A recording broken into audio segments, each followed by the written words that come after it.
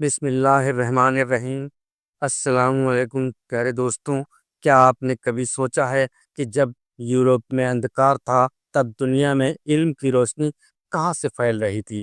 جب یورپ کی یونیورسٹیز ویرانی تھیں، جب چرچ سوال پوچھنے پر لوگوں کو زندہ جلا دیتی تھیں، تب ایک ایسی قوم تھی جو کہتی تھی قلم کی سیاہی شہید کے خون سے بھی زیادہ پاک ہے۔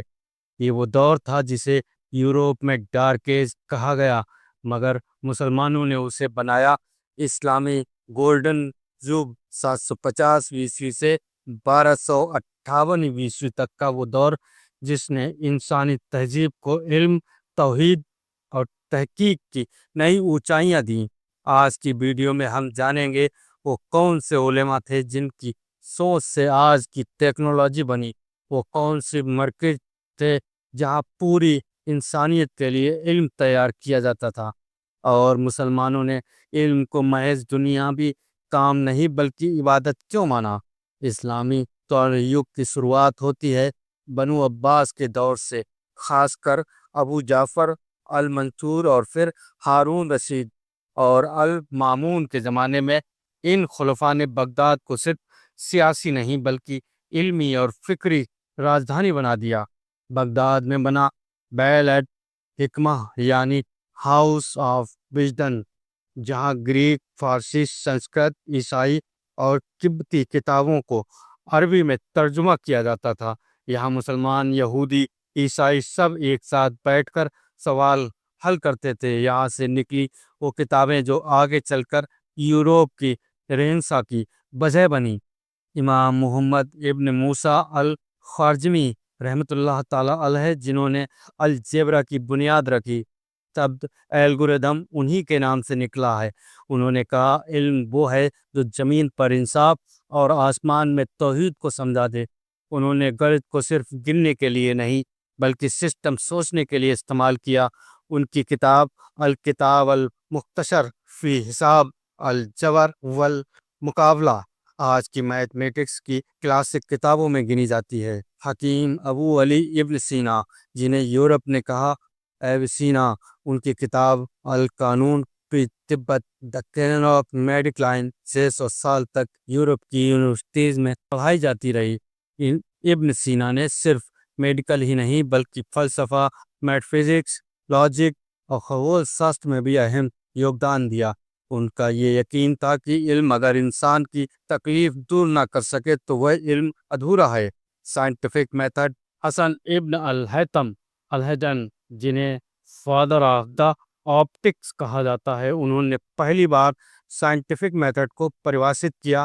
Observation, hypothesis, testing, conclusion. ان کی کتاب کتاب المنظر بک آف آپٹکس نے یورپ کے ویگیانکوں جیسے بیکون، کیلپر اور نیوٹن پر اثر ڈالا۔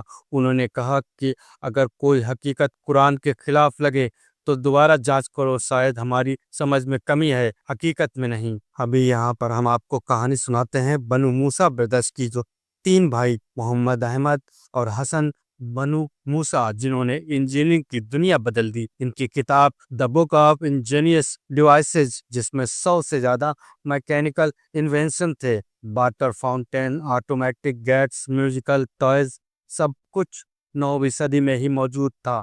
کوڈامبا اور ٹولڈو میں یونیورسٹیز تھی، سڑکوں پر لائٹنگ ہوتی تھی جبکہ پیرس کی گلیاں اندھیرے میں ڈوبی تھیں۔ الازہر یونیورسٹی آج بھی علم کا مرکز، ہزاروں کتابیں، ہزاروں علماء۔ سمرقند اور بخارا، یہاں امام بخاری، ابن سینا اور البیرانو جیسے علماء پیدا ہوئے۔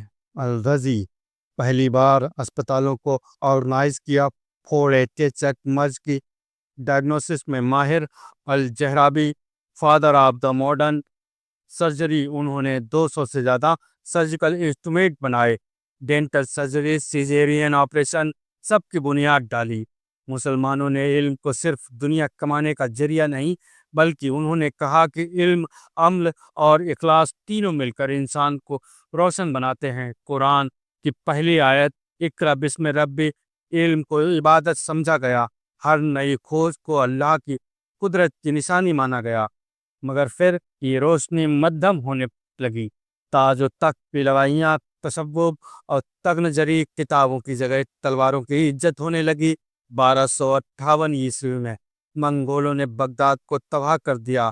बैट ऑफ अल हिकमा की किताबें जला दी गईं और नदी में बहा दी गईं। इस्लाम इस स्वर्ण युग हमें सिखाता है, जब तक कलम और तलवार दोनों साथ चले, उम्मत कामयाब रही।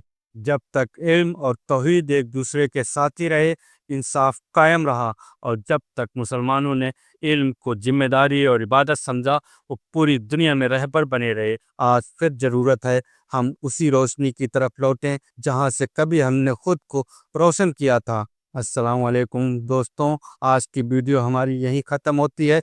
उम्मीद है आप लोगों को हमारी ये वीडियो पसंद आई होगी और इस वीडियो को अपने यार दोस्त रिश्तेदारों को सेंड करें, ताकि उन्हें भी इस्लाम और इल्म के बारे में जानकारी हो। अल्लाह हाफिज़ दोस्त।